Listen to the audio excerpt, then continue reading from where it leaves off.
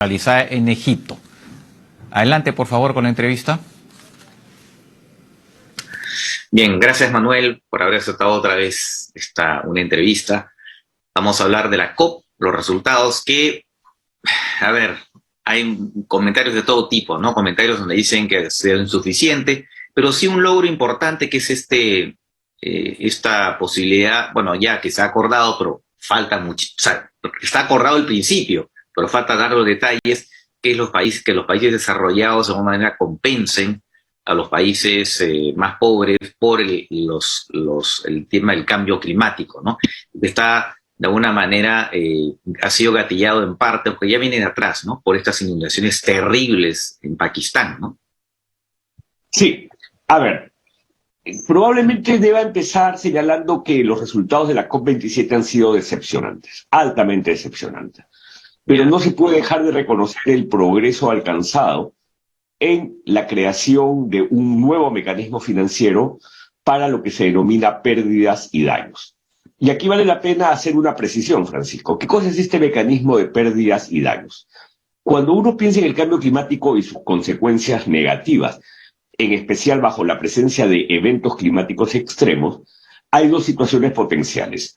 Una primera situación es el evento climático extremo te va a golpear, pero eso no va a significar que pierdas condiciones de habitabilidad o que el área donde hoy día habitas desaparezca o que la situación sea irreversible. En muchos casos, el evento climático extremo te va a causar un nivel de impacto, pero con una buena política de adaptación podría ser que en el futuro obtengas lo que se llama la resiliencia.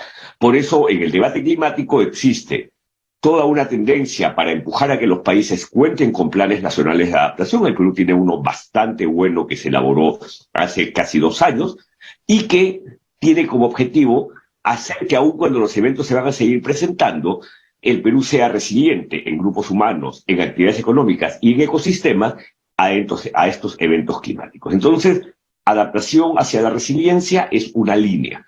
Pero hay una línea que es la más difícil, que es cuando el evento climático extremo es de tal naturaleza que en realidad ya no vas a poder lograr la resiliencia porque ese ambiente, ese territorio o ese ecosistema va a irremediablemente desaparecer.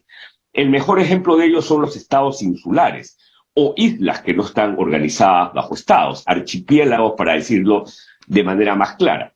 Si el nivel del mar ya se incrementó y se seguirá incrementando, es probable que parte del territorio de los países desaparezca, termine básicamente cubierto por el mar que elevó su nivel. Esto significa que ahí lo que vas a tener es un daño irreversible, un daño irreparable. Para eso es que se exige y se ha demandado a lo largo ya de muchos años, más de una década, el mecanismo de pérdidas y daños. ¿Por qué ha habido tanta resistencia? Porque los países desarrollados, que son los grandes emisores, y hoy día los emergentes, que son incluso más emisores que los históricos, como China, en relación a los Estados Unidos, se resisten a que se les atribuya responsabilidad, porque el concepto de responsabilidad es un concepto jurídico, es un concepto legal, y no quieren luego verse enfrentados a cortes que les demandan mayores recursos o mayores exigencias. Por lo tanto, es un avance importante el de la COP27 que por primera vez se haya aceptado que se cree un mecanismo financiero para pérdidas y daños.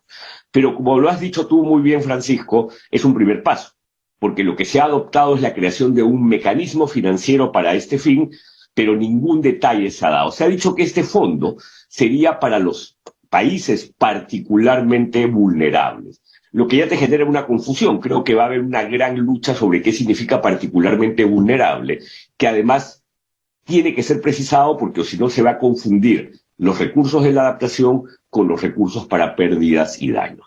Y a su vez todavía hay una discusión sobre dónde se hospedaría este fondo, si cuenta a partir de los mecanismos existentes o se crean mecanismos independientes, cómo se definen los beneficiarios, cómo se dispone y colocan los recursos en favor de los beneficiarios. Esto va a ser materia de largas discusiones.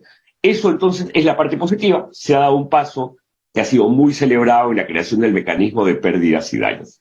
Pero en una frase reciente que ha aparecido mucho en medios, Yo lo que he planteado es muy bueno el mecanismo de pérdidas y daños, felicitaciones por el logro, por el avance que ha sido fruto de mucha insistencia, en especial de los estados más vulnerables, pero si a su vez no hemos podido en esta COP incrementar la ambición, ser más claros sobre la salida gradual de los combustibles fósiles, dejar muy en claro que 1.5 grados centígrados es la temperatura máxima que podemos incrementar para no generar efectos catastróficos, lo que estamos haciendo es no estamos atacando la causa del problema.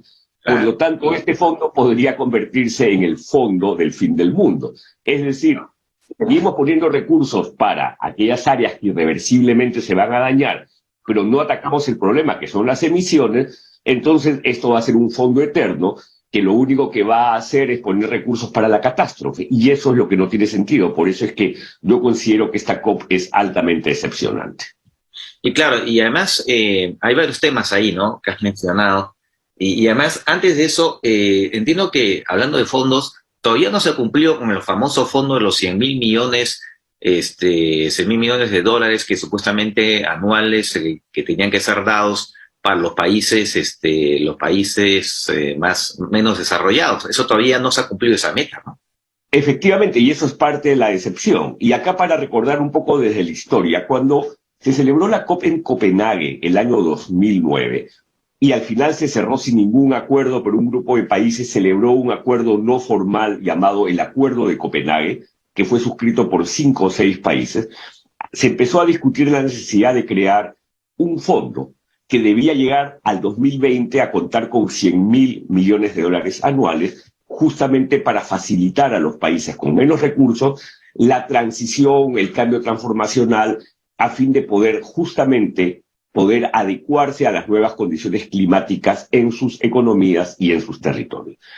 Este fondo, por lo tanto, tenía como meta para contar con esos 100.000 millones de dólares anuales el año 2020. Este concepto de un fondo de 100.000 millones de dólares anuales se confirmó en el Acuerdo de París. O sea, en el 2009 se empezó a discutir, pero ya en el Acuerdo de París, el 2015, se consolidó.